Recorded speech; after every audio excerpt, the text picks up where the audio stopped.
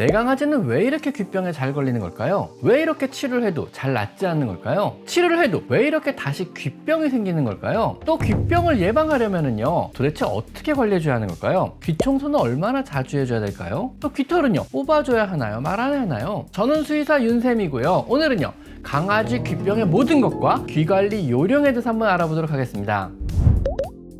야생의 늑대나 고양이 귀가 바짝 서 있는 것과 반해서요 강아지는 사람의 필요에 따라 개량이 되어서 다양한 형태의 귀를 가지게 되었습니다. 그래서 귀가 이렇게 바짝 서 있지 못하고요 귀가 이렇게 덮이고 크게 늘어져 있는 품종의 강아지는요 충분히 환기가 되지 못하고 귀 속이 항상 축축하게 되어서 평생 귓병을 달고 살 수밖에 없는 구조입니다. 강아지들은요 사람에 비해 구조적으로 귓병을 자주 달고 살며 한 번 걸리면요 잘 낫지 않고 자꾸 재발을 합니다. 이는 귀가요 고막까지 사람처럼 일자가 아닌 L자로 이렇게 꺾여 있고요. 사람이나 고양이보다도 이도의 길이 자체가 굉장히 길고요. 또 귀에 분비샘의 수가 굉장히 많고요. 또 웨이도 내 표피층, 귀 안의 표면이 사람에 비해서 진짜 얇고 예민해서 자극이나 감염에 사람보다 훨씬 취약하기 때문에 그렇습니다. 사람이나 다른 어떤 동물보다도요 더 소리를 잘 증폭하여 들을 수 있도록 구조적으로 발달한 귀가 결국은요 귓병에 더욱 취약해진 것입니다. 귀 안은요 공기가 잘 안 통하고 또 귀 안의 점막세포층은요 굉장히 얇고 약해서 스스로의 치유 능력도 굉장히 떨어지는 편입니다. 그래서 귀에 생긴 염증이나 상처는요 스스로 치료가 잘 되지 못하고 조금만 방치되면요 점점 더 심각해지게 되는 겁니다. 이에 반해 고양이들의 경우는요 거의 모든 품종의 귀가 바짝 서 있으며 귀에서 고막까지의 길이가 강아지에 비해서 굉장히 짧고요. 또한 분비샘의 수가 강아지보다 훨씬 적기 때문에 감염의 기회가 더 적어서 귓병에 잘 안 걸리게 됩니다.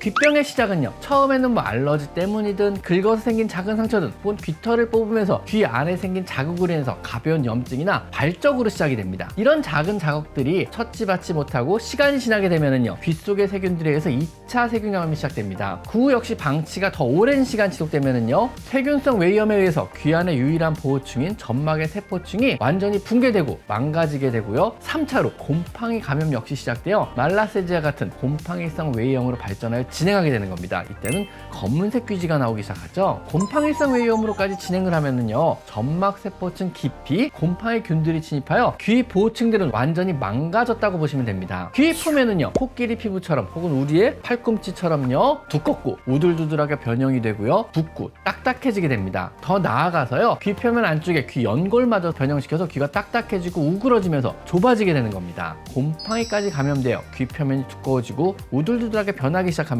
그때부터는 완치는 사실상 힘들다고 보시면 됩니다. 어느 정도 한번 심하게 진행된 귓병은요 사실상 완치가 안 되기 때문에 그때그때 심해질 때마다 치료를 통해서 완화를 시켜줘야 되는 겁니다. 정확히 이미 심해진 강아지 귓병은요 재발을 잘하는 것이 아니고 완치가 안 되는 것입니다.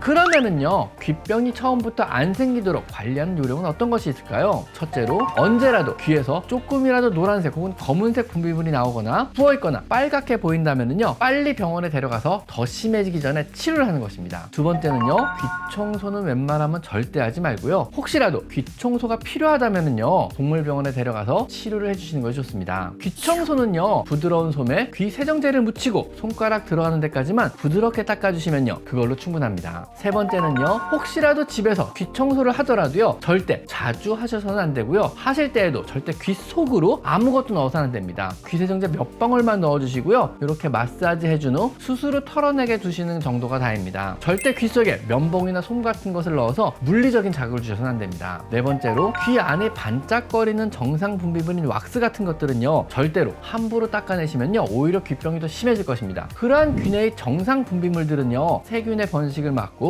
귀 내 표면 세포를 보호하는 윤활제 역할을 합니다. 다섯 번째로 건강한 정상적인 귀의 상태를 가지고 있다면요 절대로 귀털을 뽑아서는 안 됩니다. 귀털은요 귀 안에 물이 들어간다면요 그것의 배출을 돕는 용도입니다. 뽑아버리면요 귀 안에 습기가 배출이 안 돼요 귓병이 오히려 취약해지고요 또 뽑은 자리에는요 세균 침투가 용이해져서 오히려 귓병을 유발할 수가 있는 것입니다. 혹시 귓병이 심해서 치료 목적으로 귀털을 뽑아야만 할 경우는요 수의사 선생님께서 뽑아주실 것입니다. 치료 목적 이외에는요 절대 귀털을 뽑아서는 안 됩니다.